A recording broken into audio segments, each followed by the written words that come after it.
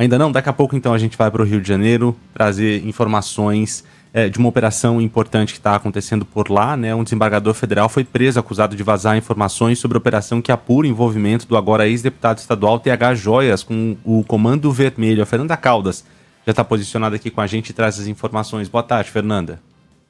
Boa tarde para você, Renan, para Larissa, para todo mundo que está acompanhando a gente aqui no Entre Nós. Aconteceu hoje pela manhã essa operação da Polícia Federal que terminou com a prisão do desembargador federal Macário Júdice Neto. Ele, então, que teria, segundo a PF, se reunido com o presidente da Assembleia Legislativa, Rodrigo Bacelar, para falar dessa operação que, como você disse, Renan, ia acontecer em setembro desse ano contra o ex-deputado estadual TH Joias. Esse encontro teria acontecido em uma churrascaria.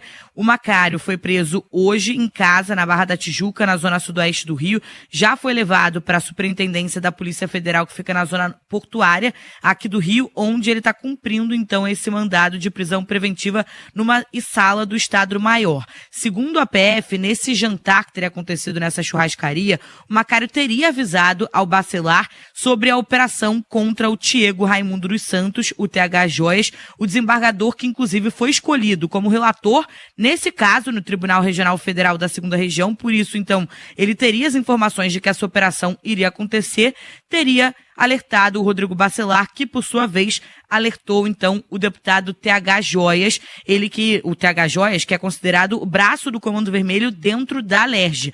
Hoje foi a segunda fase dessa operação Unicarne, cumpriu também 10 mandados de busca e apreensão expedidos pelo Supremo Tribunal Federal no Rio de Janeiro e no Espírito Santo. Entre os alvos dessa operação, na primeira fase, foi o deputado Rodrigo Bacelar e o chefe do gabinete dele. O Bacelar, que a gente lembra, continua afastado da presidência da Alerj. Ele teve a prisão revogada pelos parlamentares, os deputados estaduais da Alerj, mas continua tendo que cumprir uma série de medidas cautelares que foram impostas pelo ministro Alexandre de Moraes, entre elas o uso de tornozeleira e também o afastamento dele do cargo de presidente. Logo depois ele pediu aí um período de recesso, pediu uma licença da Alerj do mandato dele como deputado estadual. Então, nesse momento, ele também está afastado do cargo porque pediu essa licença. E aí hoje, na segunda fase dessa operação, o desembargador também envolvido de vazar informações dessa mesma operação. Inclusive, a gente vai trazer um pouco desse histórico do desembargador, porque ele já tinha sido aposentado de forma compulsória, acusado de participar de um esquema de venda de sentenças. Isso teria acontecido lá em 2005, então há 20 anos atrás, mas ele tinha sido afastado depois que o Superior Tribunal de Justiça abriu um processo criminal contra esse juiz federal. Agora ele era desembargador federal, mas antes, lá em 2005, ele era um juiz federal.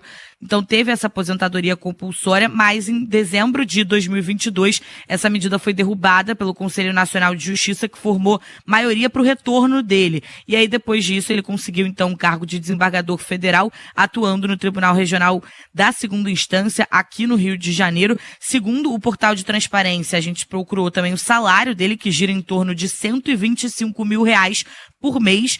Muito grande, então, esse salário. Ele que hoje foi preso nessa operação segue, então, na Superintendência da Polícia Federal aqui no Rio de Janeiro, até que uma nova decisão seja tomada, cumprindo esse mandado de prisão preventiva. Ele que teria vazado, então, informações sobre essa relação do Comando Vermelho com o deputado estadual para o Rodrigo Bacelar, que, por sua vez, vazou para esse deputado. Então, a gente segue acompanhando essas ações da Polícia Federal, mexendo muito na política aqui do Rio de Janeiro nesse momento. Vamos ver o que acontece aí nos próximos dias. Obrigada, Fernanda Caldas, pelas informações.